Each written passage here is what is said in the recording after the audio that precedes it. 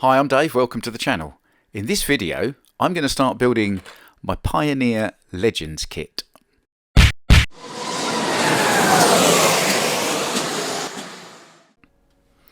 This video is nothing new if you're somebody who's built a lot of white kits before, but as I've never built one, and a lot of people out there have probably never built one, I thought I'd video it while I was doing it, because I'm one of those people who'll crash into anything and have a go, but some people need to see somebody else do something before they get the confidence to try it themselves. So while this video is for me, it's very much for those people as well. So the white kit comes with kind of two sections. The main section at the top there is for all of the body. We'll get to that in another episode. And this lower section in the kit is all of the chassis stuff, which is what we're going to do in this video. Now, I should say the Pioneer website has a PDF of instructions for this, which is very good, and much as I don't usually follow instructions, this is my first time doing this, so I did. You'll notice one of the axles has a knurled bit on it. That's the rear axle, and that's the one you have to fit the gear onto. Just a little blob of super glue and just try and get it into place. The instructions tell you that you should really have about, I think it's 6.2 millimeters from the end of the axle, and then you've got the gear in exactly the right place. So I'm just using the measure there and just pressing it backwards and forwards until it's just in the right place. And then because I used kind of gel slow setting super glue, I could move it about a bit, and we'll just let that set. And then the next thing to do is get all of the spacers in the right order on the axle. So there's a white one that goes on the outside of the gear, and then you're going to want a wheel on there, and again a little bit of super glue and a bit in the wheel just for good measure.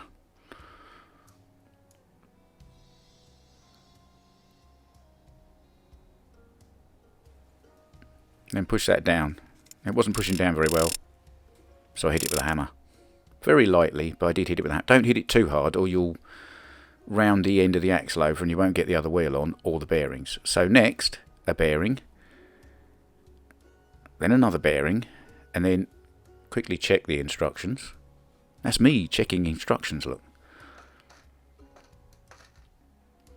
Then a black spacer.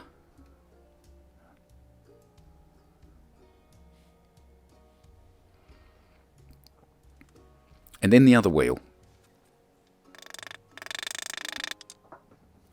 And instructions again give you an overall measurement, which I think is about 63 millimeters. And as you can see, I'm pretty much 63 millimeters there. So that is in theory the back axle done. Same with the front axle, but obviously without a gear on it and a few different spacers.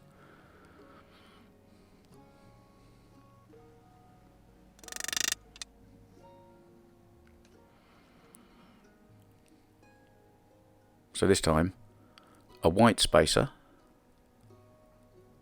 then a bearing,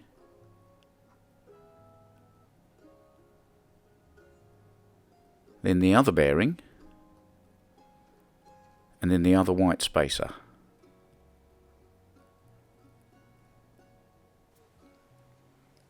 And again, knock the wheel on and check the width is right. Once again, 63.1 millimeters. They both actually ended up with exactly the same measurement across them, which was just luck, really. I'm not going to pretend it was skill, because it wasn't. Now, the next thing I'm going to look at is the DPR door on these. I wouldn't usually concentrate on this, but there's quite an important point here for a method of doing things when you're assembling white kits. You'll see when you get a slot car, if you look inside, an awful lot of bodywork components aren't glued in so much as melted in. And this is what we're going to do here. So I've got the plug and the plug cover for the DPR door, and I've put that over the three little pegs that are there, and just using the end of a soldering iron, melt the end of the plastic peg over. Really isn't any more complicated than that, but I thought I should show you because some people wouldn't necessarily know. So that's on, and that's not coming off now. I mean, you could glue it, it doesn't really matter.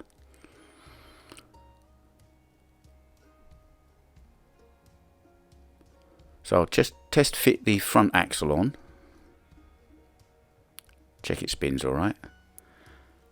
The rear axle, which was actually a little bit more of a fight to get in, and then it wasn't spinning quite freely enough, so I had to loosen it up slightly, but we got there in the end.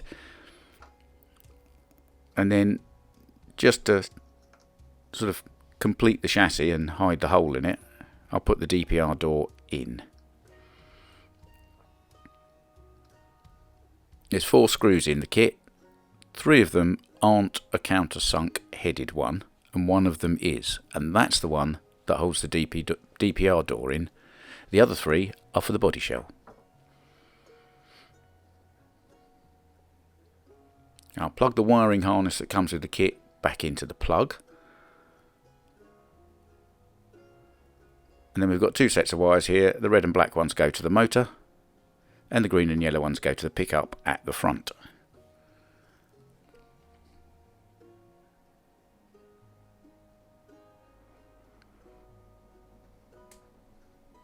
I'm kind of doing a couple of things at once here and sort of reading instructions and sort of getting on with some bits and then some other bits, not necessarily in the most logical order. Now the kit comes with, as all Legends do, 3 different pinion gears. I think there's an 11, a 12 and a 13 tooth one. They are marked on them. I ended up choosing the 11 because my track is not full of great big long straights, so I don't need high speed. What I need is good acceleration. So less teeth, better acceleration, lower top speed. And I pressed that on using my super fiddly pressing tool, and it didn't really fit. I hadn't quite got it lined up, so I had to pull it out and fiddle about a bit more, and this time I put it in the other way round so I could see how far down I was pressing the gear onto the spindle. If you do it the other way round, which is generally the better way of doing it, you can't see because the end of the spindle's in the hole. So for fine adjustments I tend to do it the other way round so you can see what you're doing. Still wasn't happy with it, went down a little bit further. Much fiddling about later. I think I've got it right.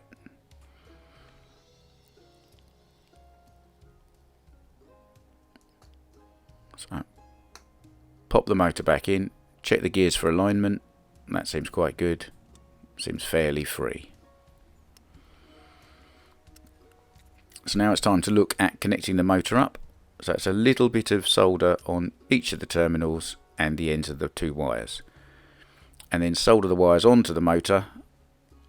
The red wire goes rearmost on the motor and the black one frontmost of the 2 connections. I bent those connections up so it was easier to solder. Now I'm just bending them back down again.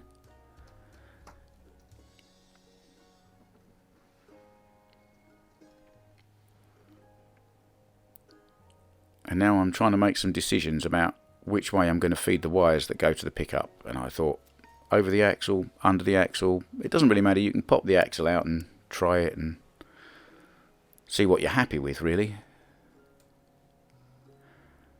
Now what should go on next is the standard Pioneer guide and the Pioneer braids.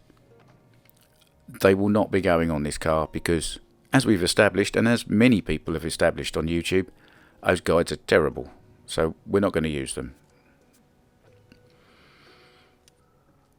Last bit out of the kit for the chassis is the little exhaust tailpipe, which again has 4 of those little soldering iron melts to hold it on. And there we are, we're pretty good. That's the junk guide.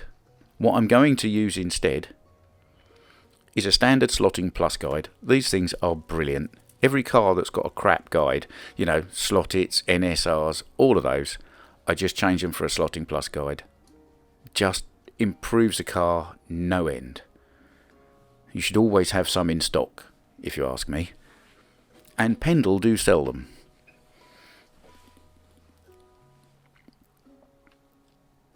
So just as a comparison, if I put in the Pioneer guide, you can see it sits proud of the chassis and it's as loose as a loose thing. It's almost like it wasn't designed for this car at all. The Slotting Plus guide fits in beautifully, flush with the chassis, and although it's not perfect, there is considerably less movement. So as a straightforward upgrade to any Pioneer Legend, I thoroughly recommend one.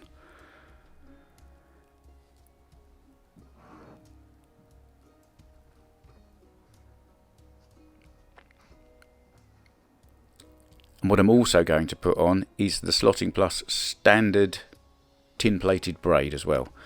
I have found on a Carrera track especially, because the rails are a little bit bumpy and you do gain and lose contact quite easily on them because the production's not brilliant on the rails.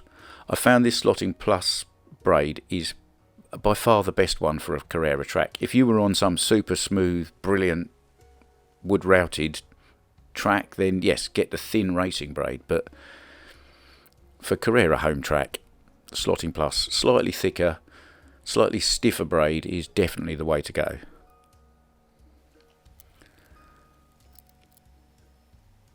I'm going to zoom through this bit because I didn't put one of the contacts on the pickup in a way that was filmed very well, but I will do the second one. So having cut the contact off the end that was there, strip back a piece of wire, and then you get these little kind of top hat shaped pieces. So you feed the wire through it and just bend the end of the wire over and back on itself. And then the piece of braid that I've cut to length, put it in through the top of the guide, not through the bottom. And don't put it right the way through. Leave a length the same height as the top hat section, just sticking out, so that when you push that into the guide, then the braid moves with it. If you put the braid where it's supposed to be and then push the wire in, you'll find either it'll push the braid out the bottom too far, or it might even push a hole through the braid as you're putting it in, and then you get a rubbish connection. So you don't want that. So having done that, you can just put that guide in there and put the little screw that comes with the guide in the top, and that should all be held. Pop some tyres on.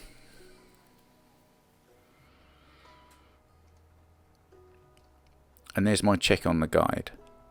And the wires make it spring nicely. Now, Rob from Swift Slots has this test with the bristles of a brush, which he usually does before he connects the wires, and says if the brush can move the guide, it's good. Now this has got the wires connected and the brush is still able to move the guide, so that is a very smooth, very easy working guide. I think we've done quite well there. So that's all good.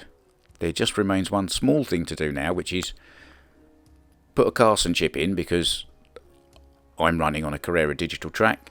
Pop the unpainted body on and just give it a quick test, just to check that it's working properly. And at this point I'm going to employ the tactic of keep the audience wanting more. So that's it for this one.